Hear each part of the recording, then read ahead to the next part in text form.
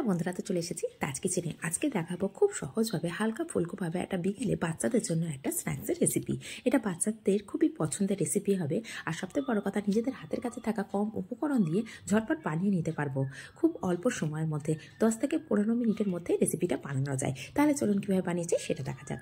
এখানে আমি 2টো আলু নিয়েছি। যে পরিমাণে করতে চান সেই পরিমাণে আলু নিয়ে নিতে হবে, কম বেশি। তো এখানে আমি একটা আলু কেটে নিচ্ছি। কীভাবে কাটছি সেটা দেখিয়ে দিচ্ছি। দেখুন, প্রথমে মাছ বরাবর কেটে নিয়েছি। তো একটা পিস আলুকে সেটাকে আবারও 3 ভাগে ভাগ করে নিয়েছি। নিয়ে ছোট ছোট কিউব করে কেটে নেব। খুব বেশি বড় কিউব করব না, মিডিয়াম সাইজের কিউবগুলো করছি। তো আমি হাতে করে নিয়ে দেখিয়ে দিচ্ছি, দেখুন কিউবগুলো কেমন হয়েছে। তো কিউবগুলোকে খুব ভালো করে, এর মধ্যে স্টার্চ থাকে সেজন্য একটু ভালো করে ওয়াশ করে নিতে হবে। তো এখানে 2-3 বার ওয়াশ করে নিয়েছি। নিয়ে এখানে পরিষ্কার জল দিয়ে রেখে দেব। আর যতক্ষণ আমি আলুটাকে কাটছিলাম ততক্ষণ আমি কিছুটা জল দিয়ে একটা কড়াইয়ের মধ্যে গ্যাসের ফ্লেম অন করে রেখে দিয়েছিলাম। আর জলটা দেখেই বুঝতে পারছেন খুব ভালো গরম হয়ে গেছে। এখন এর মধ্যে দিয়ে দিলাম পরিমাণ মতো লবণ, দিয়ে তার মধ্যে আলুগুলো দিয়ে দিচ্ছি। দিয়ে এটাকে আমি কিন্তু সম্পূর্ণ সিদ্ধ করব না, হালকা যখনই জলটা ফুটে উঠবে সেই সময় ফ্লেমটাকে অফ করে দেব। দিয়ে আলুগুলোকে তুলে নেব। তো আমার সময় লেগেছিল 2 থেকে 3 মিনিটের মধ্যে। তো যে সময়টা লাগতে পারে জলের ওপরে নির্ভর করে। যদি পরিমাণে বেশি জল দিয়ে ফেলেন সেক্ষেত্রে সময়টা একটু বেশি লাগতে পারে। তবে খেয়াল রাখতে হবে যেন একদমই কুক না হয়, হালকা করে ভাপিয়ে নেওয়ার মতো করে নিতে হবে আলুটাকে। তো আলুটাকে যখন জলটা ফুটে গেছে তখনই ফ্লেমটাকে অফ করে আমি সম্পূর্ণ আলুটাকে ঠান্ডা করার জন্য রেখে দিলাম। তো তার আগে একটা মশলা রেডি করে নেব। এখানে চাট মশলা দিয়েছি, আর দিয়ে দেবো বিট লবণ, আর দিয়ে দিলাম কাশ্মীরি লঙ্কা। যদি এখানে ঝাল খেতে পছন্দ করেন সেক্ষেত্রে গুঁড়ো লঙ্কা ব্যবহার করতে পারেন। তো এখানে আমি ঝালটা একদমই ব্যবহার করব না, শুধু কালারটা হালকা আসার জন্য একটু কাশ্মীরি লঙ্কা ব্যবহার করেছি।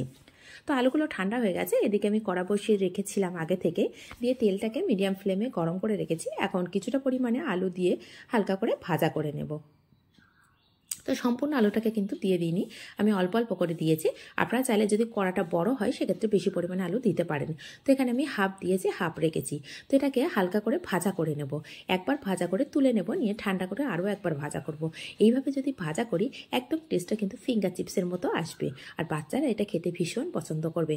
একবার হলেও বাড়িতে কিন্তু এইভাবে বানিয়ে দেখতে পারেন। আর রেসিপিগুলো কেমন লাগছে অবশ্যই কিন্তু কমেন্ট করতে ভুলবেন না। আর যদি রেসিপিগুলো ভালো লাগে তাহলে লাইক করবেন, শেয়ার করবেন। নিত্য নতুন রেসিপি পেতে প্লিজ চ্যানেলটিকে সাবস্ক্রাইব করে পাশে থাকা বেল আইকনটি প্রেস করে রাখবেন। দেখুন, আবারও যে আলুগুলো ছিল সেটাকে দিয়ে ভালো করে আবারও একইভাবে ভাজা করে নিচ্ছি। আর এর মধ্যে কিন্তু কোনো মশলা ব্যবহার করিনি।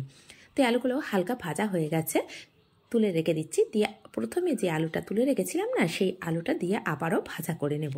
আর এটার একটু কালারটা ভালো করে চলে আসবে। আর ফ্লেমটা একইভাবে মিডিয়ামে রেখে দেব, হাই ফ্লেমে রাখবো না, মিডিয়াম টু হাই রাখবো। একেবারে হাই রাখবো না, তাহলে ওপর থেকে কালারটা চলে আসবে। যেহেতু আলুটা তো আমি সিদ্ধ করে নিইনি, সেই হিসেবে আলুটা ভিতরে কাঁচা রাখতে পারে, সেই জন্য মিডিয়াম টু হাইয়ে রেখেই ভাজাটা করে নেব। তো দেখুন, এখন কালারটা তো খুব সুন্দর চলে এসেছে। এই পর্যায়ে তুলে নিচ্ছি। আর এটা খেতেও ভীষণ টেস্টি হয়, খুব ক্রিস্পি হয়। এটা একবার হলেও বাড়িতে কিন্তু এইভাবে বানিয়ে দেখতে পারেন। দেখতেই পেলেন যে কতটা কম সময়ের মধ্যে এই রেসিপিটা বানিয়ে নেওয়া গেল। আর দেখুন, দেখতেও যেমন সুন্দর হয়েছে, খেতে ভীষণ টেস্টি হয়। আর বাচ্চাদের যদি এইভাবে সার্ভ করে দেওয়া হয়, বাচ্চারা তো এক কথায় খুব টেস্টি করে খেয়ে নেবে। আর দেখুন, এর মধ্যে যে মশলাটা দিয়েছি সেটা পরিমাণে কম বেশি আপনারা অবশ্যই করে নিতে পারেন। বাচ্চা যে পরিমাণে মশলা খায় সেই পরিমাণে দিয়ে নিতে পারেন। তো এখান থেকে একটা টেস্ট করে আমি দেখলাম মশলাটা আমার কাছে কমই লেগেছে, সেই জন্য আরও সামান্য মশলা এর মধ্যে ব্যবহার করলাম।